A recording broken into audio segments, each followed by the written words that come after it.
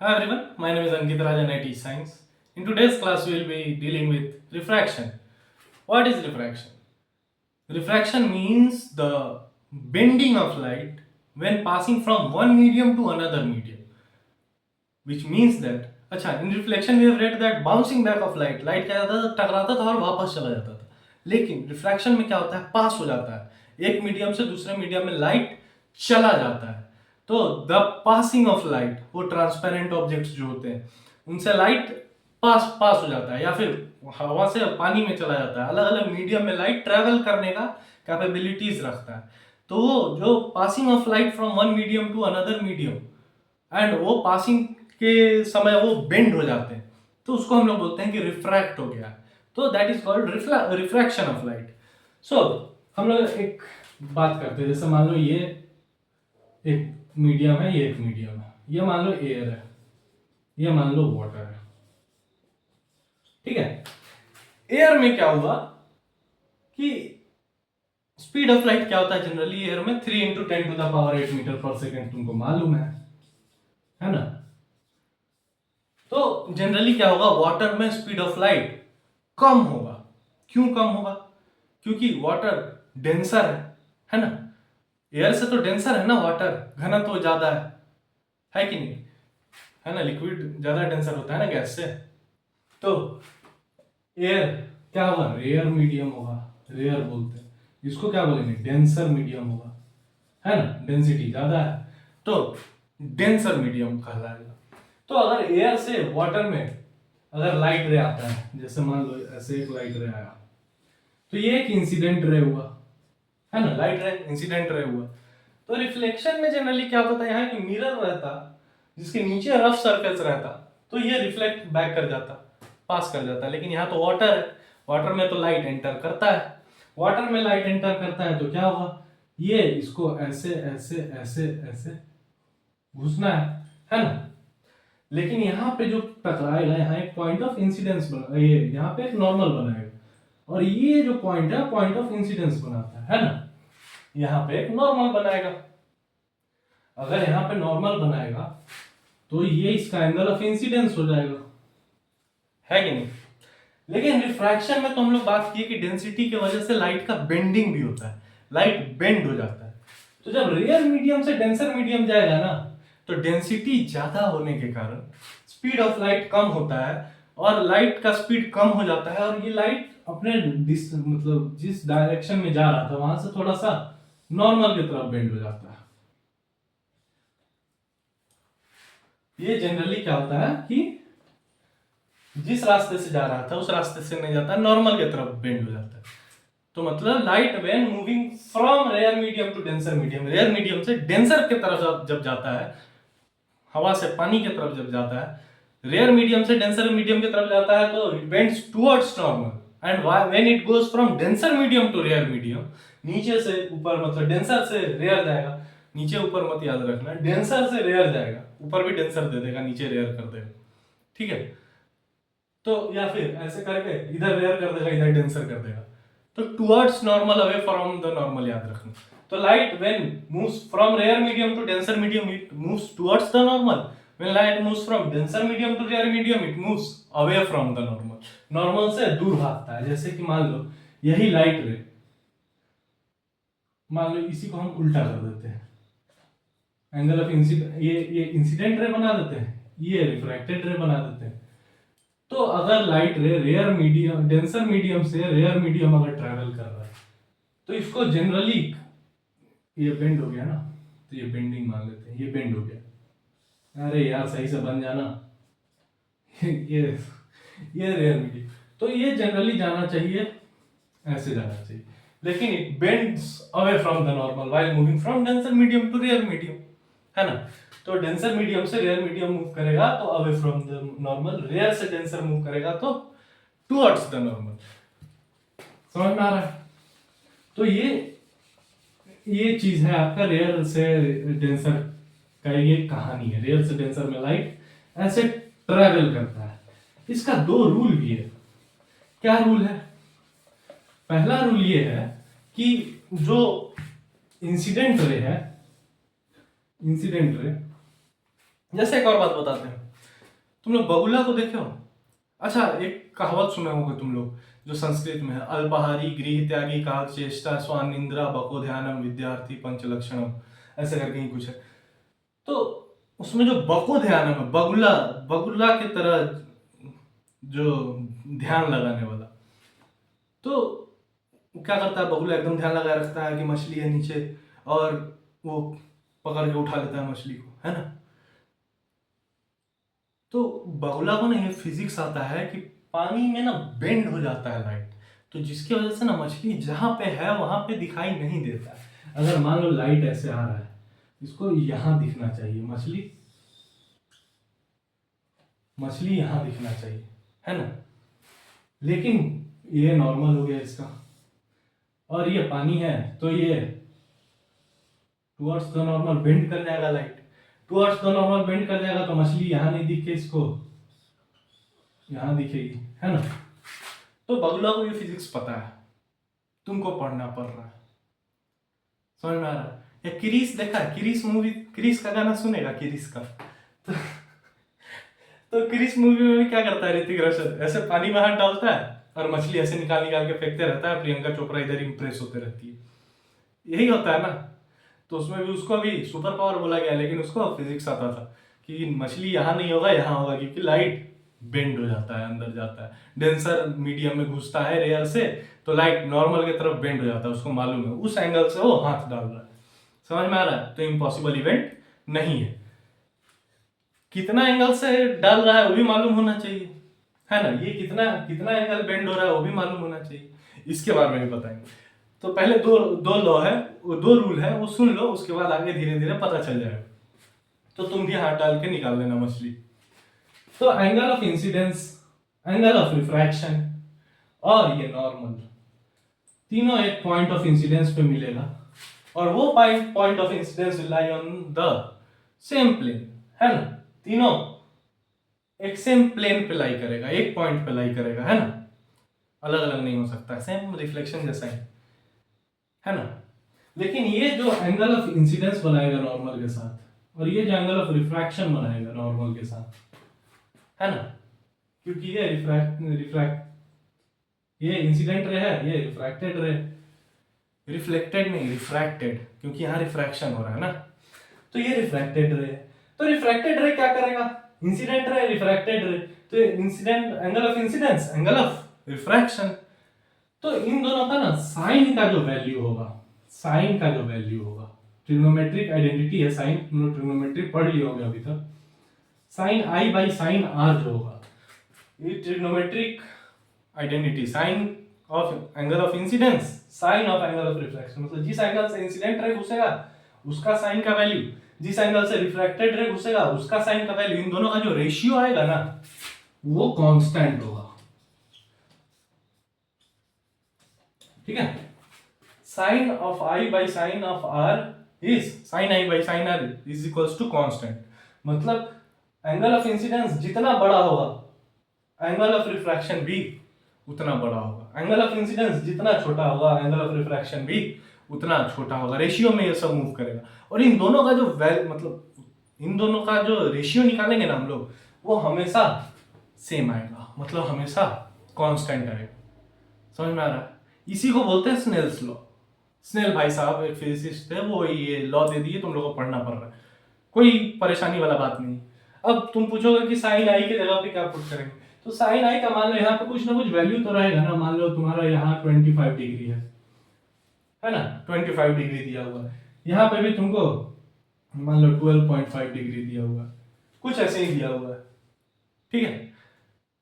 तो तुमको मतलब ऐसा देगा नहीं, लेकिन ये डिग्री जो है मान लो यहाँ पे तुमको 45 है, इजी ले लेते हैं जो तुम्हारे में आएगा, यहाँ 30 ले लेते हैं, 30 डिग्री ये वाला।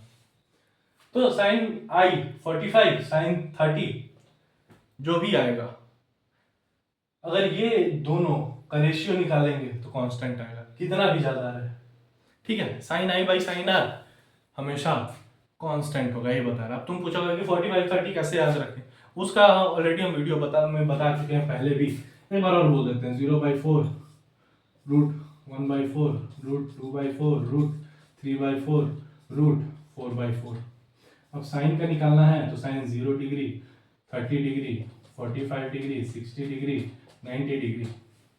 अब इसको सिंप्लीफाई कर लो, 0/4 0, 1/4 1/2, मतलब रूट ओवर है ना, ये कट जाएगा, 1/√2 हो जाएगा, ये √3/2 हो जाएगा, ये 1 हो जाएगा। तो ऐसे तुम निकाल सकते हो, पहले प्रीवियस वीडियोस में भी I have already discussed about it.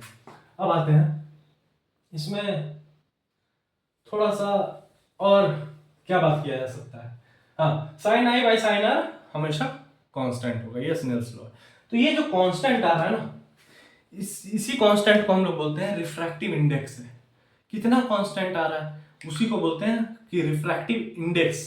Refractive index उसको बोलते हैं। रिफ्रैक्टिव इंडेक्स मतलब जितना ज्यादा बेंडिंग होगा, जितना ज्यादा ये लाइट का बेंडिंग होगा, जितना ज्यादा मीडियम का डेंसिटी होगा, उतना ज्यादा रिफ्रैक्टिव इंडेक्स होगा। मतलब refractive index will be proportional to density and the bending of the light. ठीक है, वो प्रोपोर्शनल रहेगा। प्रोपोर्शनल मतलब क्या होता है?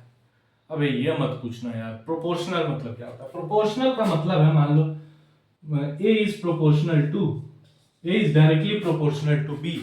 मतलब ये प्रोपोर्शनल है, इक्वल नहीं है, लेकिन प्रोपोर्शनल है। मतलब जिस रेट से A बढ़ेगा उसी रेट से B भी बढ़ेगा, जिस रेट से A घटेगा उसी रेट से B भी घटेगा। मान लो इसका वैल्यू है 5, इसका वैल्यू है 10, दोनों इक्वल नहीं, लेकिन अगर 5 6 हो गया तो 10 भी 11 हो जाएगा। 5 अगर 4 हो गया तो 10 भी 9 हो जाएगा। ये समझ में आ रहा है? इसको प्रोपोर्शनैलिटी बोलते हैं। जिस रेट से ये बढ़ेगा उसी रेट से ये भी बढ़ेगा, जिस रेट से ये घटेगा उसी रेट से ये भी घटेगा। तो मतलब डेंसिटी और जो बेंडिंग ऑफ लाइट है वो रिफ्रैक्टिव इंडेक्स के प्रोपोर्शनल है। और इनवर्सली प्रोपोर्शनल मतलब उल्टा हो जाता है, जिस रेट से ए बढ़ेगा उस रेट से बी घटेगा, जिस रेट से बी बढ़ेगा उस रेट से ए घटेगा। जैसे कि A is proportional, A is inversely proportional to B।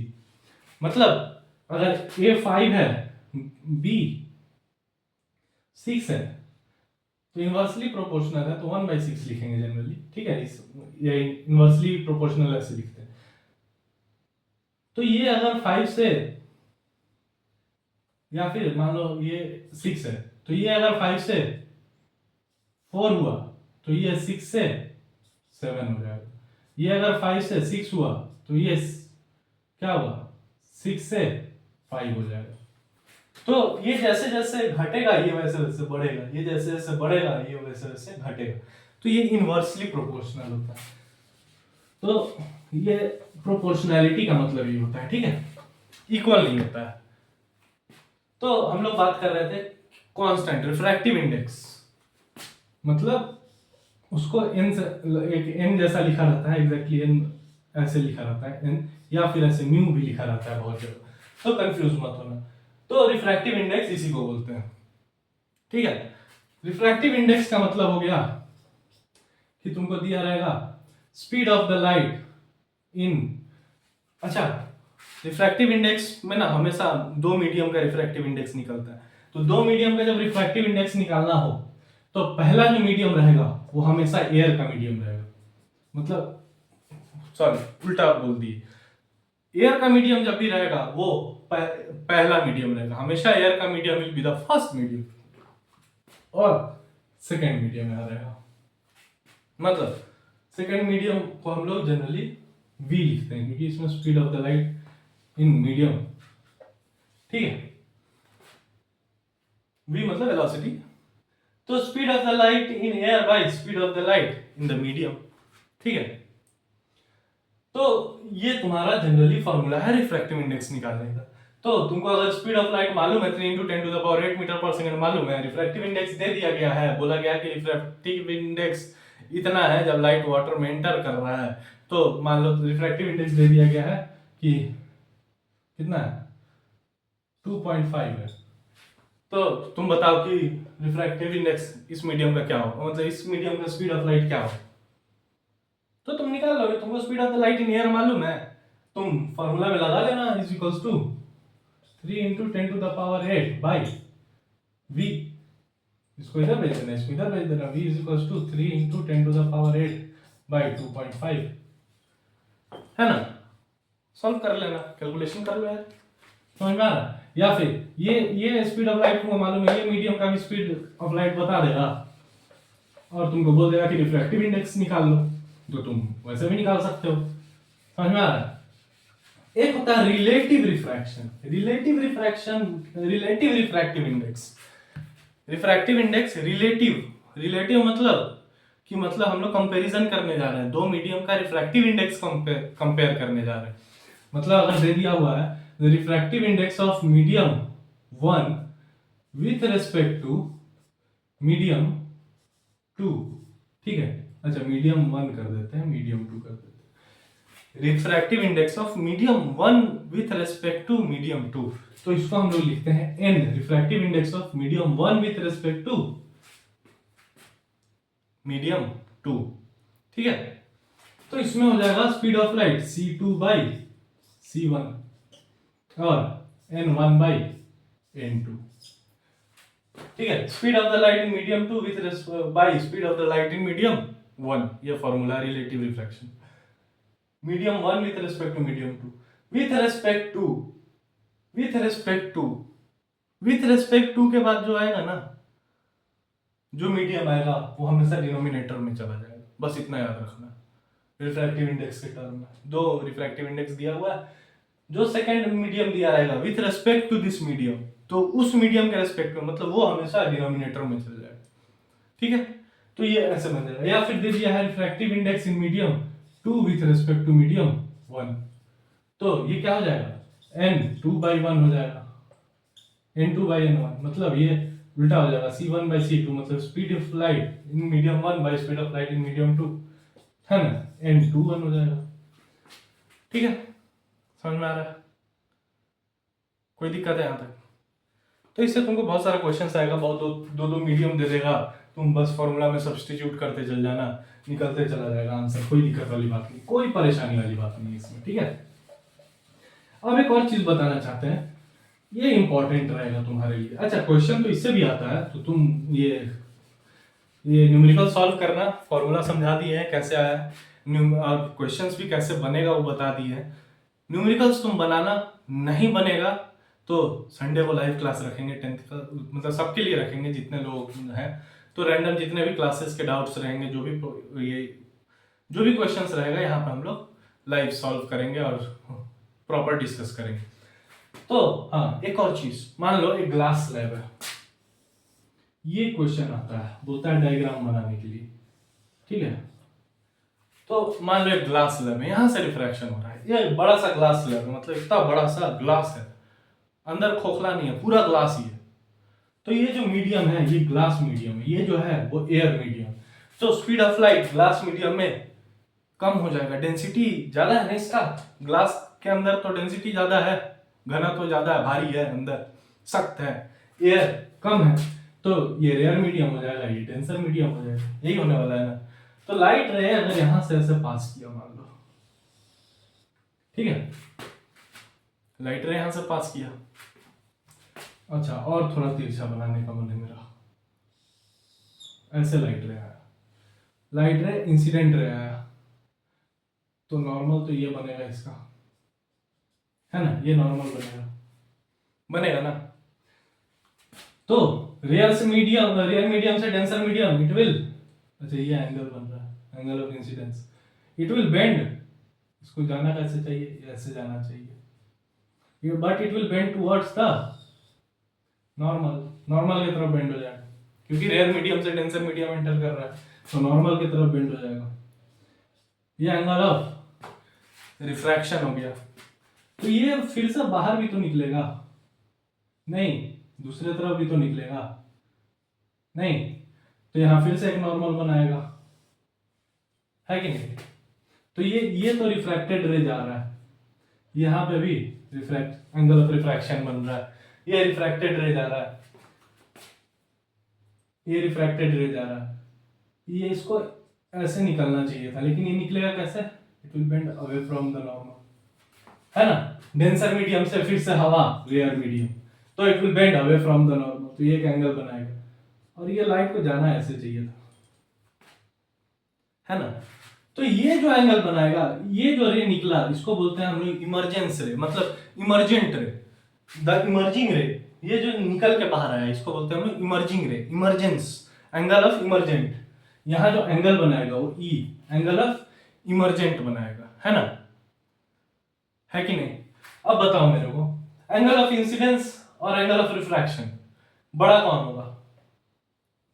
Angle of incidence बड़ा होगा ना, क्योंकि रिफ्रैक्शन बेंड हो गया तो रिफ्रैक्शन, रिफ्रैक्टेड रे कम हो जाएगा, तो angle of incidence will be greater than angle of refraction, है ना, है कि नहीं,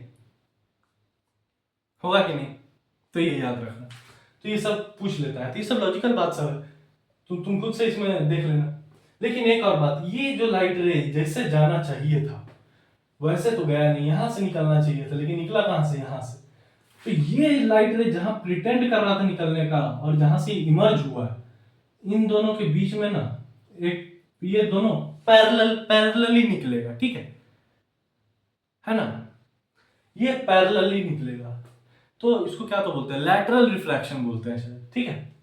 तो ये एक पैरेलल लाइन है, देख लेना कुछ, ये उतना भी कुछ ज्यादा, मतलब वो टर्म मेरे को याद नहीं आ रहा, बहुत टाइम हो गया देखे हुए। तो ये पैरेलल रहता है, तो यही है पूरा ऑल ओवर, इसमें कुछ ज्यादा खास है नहीं। तो ये ग्लास स्लैब का तुमको रिफ्रैक्शन हो गया।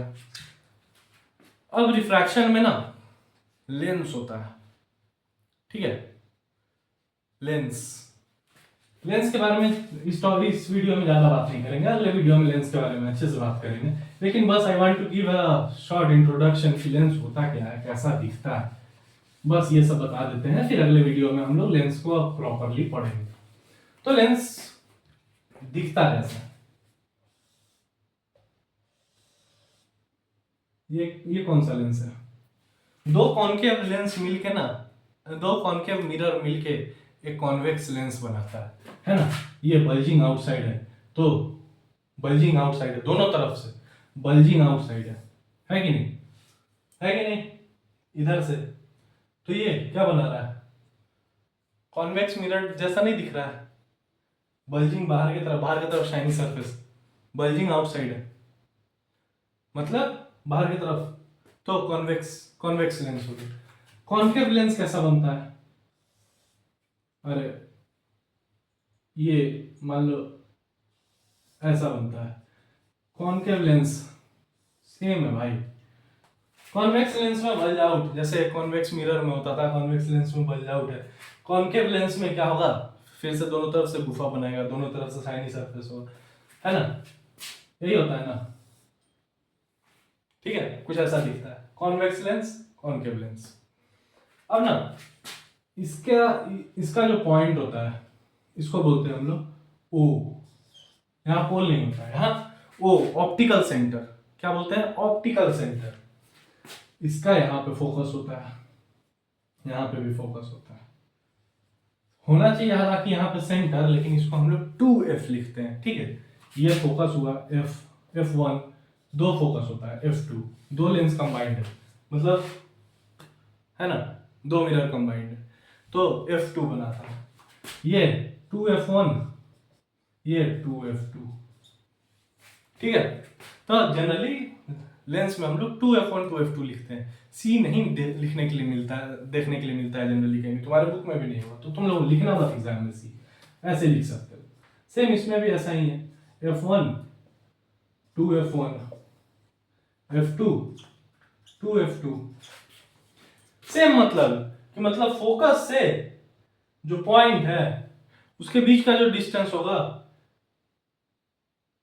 वो, और 2f1 से जो पॉइंट है 2f1 से वो डबल होगा, मतलब दो तो फोकस मिल गए, फिर से 2f1 बनाएगा, 2 मतलब डबल हो जा रहा है, मल्टीप्लाई हो जा रहा है, 2f1 2f2, है ना। तो दो फोकस होगा और दो 2f2 होगा, मतलब दो सेंटर ऑफ कर्वेचर होगा, लेकिन जनरली हम लोग सेंटर ऑफ कर्वेचर नहीं लिखते हैं, ठीक है, क्योंकि ये कर्वेचर नहीं बन रहा है, वो एक प्रॉपर लेंस है, वो एक लेंस का डिजाइन, ठीक है। तो इसका रूल्स भी है कुछ, रे डायग्राम्स भी है कुछ, सेम रिफ्लेक्शन जैसा ही रहेगा, लेकिन इसमें थोड़ा सा उल्टा रहेगा, ठीक है। इसमें क्या रहेगा कि कॉन्वेक्स जो रहता है, कॉन्वेक्स कन्वर्जिंग रहता है, कॉन्केव डाइवर्जिंग रहता है, समझ में आ रहा है। देखो यहाँ से लाइट रे जाएगा, तो यहाँ से तो कॉन्केव कॉन्वेक्स मिरर में क्या होता था, ऐसा टकरा के पीछे चला जाता था, लेकिन यहाँ यहाँ से क्या होगा, ये कट के नीचे चला जाएगा, है ना। इसमें क्या होता है, इसमें ऐसे कॉन्केव मिरर में क्या होता था कि ये कन्वर्जिंग हो जाता था, लेकिन यहाँ पे ये डाइवर्ज कर जाएगा, उल्टा ऊपर की तरफ चला जाएगा। समझ में आ रहा है। तो कुछ इस तरीके से will be reading about it even further in the next video. That's all for today. My name is Ankit Raj. Thank you and have a nice day.